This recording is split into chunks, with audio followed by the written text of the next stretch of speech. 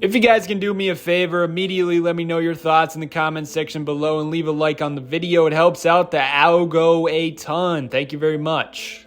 Cooper Flagg to the Dallas Mavericks. The Luka trade package is starting to make a little more sense now, if you catch my drift. But overall, in all seriousness, I'm very excited that Cooper is going to a situation where he gets to win immediately because he's a winning player already. Something that really sticks out to me about this Dallas roster is, my goodness, the versatility is endless. You can put out PJ Washington, Anthony Davis, Cooper Flagg, and you got length on length on length. And something that stood out to me when I watched Cooper Flagg, I'm not going to lie, I didn't watch a ton of college basketball this year, but when I watched him in the tournament, I absolutely loved the effort he was giving defensively. Even in the game where they were facing a 16th seed and the game was pretty much over in the first 5 minutes, he was still locking up and giving so much effort. He really reminds me of Jason Tatum, not offensively in any way,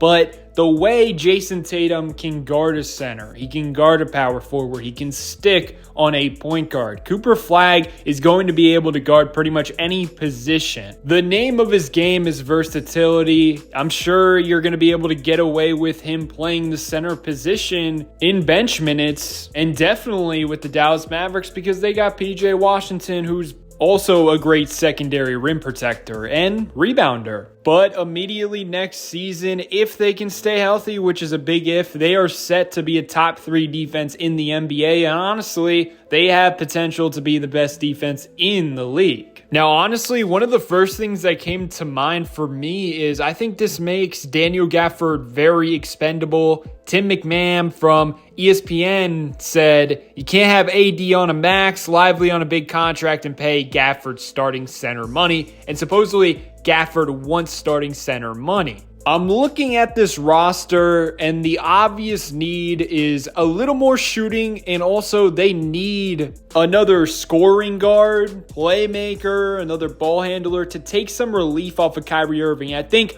one of the reasons why Kyrie got hurt this year is just he had too much on his plate at his age. And clearly one of their biggest issues after the Luka trade was offense, but more importantly, shooting. They were ranked 23rd in the league in three-point percentage post All-Star break. So I think it's clear that they should use that Gafford contract to fill that need in a trade in the offseason. I have 2 trade targets for the Mavericks. Now, the first one's pretty underrated. Like, I don't think people are going to be talking about him at all because he's kind of been forgotten about. Anthony Simons, he averaged 19 points per game for the Portland Trail Blazers. He's 25 years old, so he can fit in the Cooper Flagg timeline a bit better than Kyrie Irving. His numbers were down last year, and I think it's a situation for him where he's just gotten tired in Portland because it's really gone nowhere. But one thing is clear, this dude can shoot the rock over his career, 38% from 3 on 6.5 attempts per game.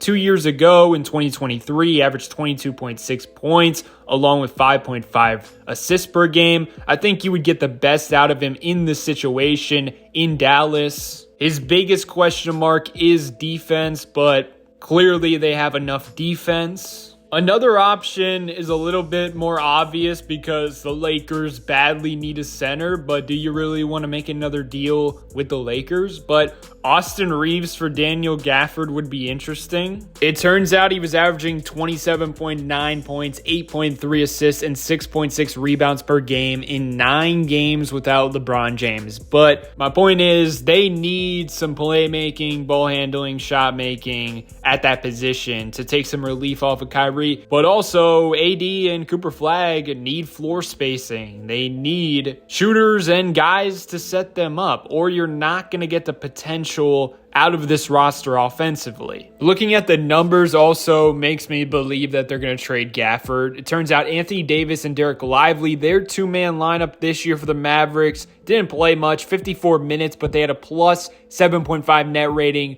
111.9 offensive rating, 104.4 defensive rating. And then Daniel Gafford and Anthony Davis played less. It turns out they had a negative 2.1 net rating, 123.8 offensive rating, but 125.9 defensive rating. It wasn't the largest sample size for either of those two-man lineups, so you can't take much from it, but I thought I'd share it with you guys anyway. That's pretty much all my initial thoughts. Do you think the Mavericks are going to be a playoff team? Do you think they're going to be a contender? Let me know your thoughts below in the comments section.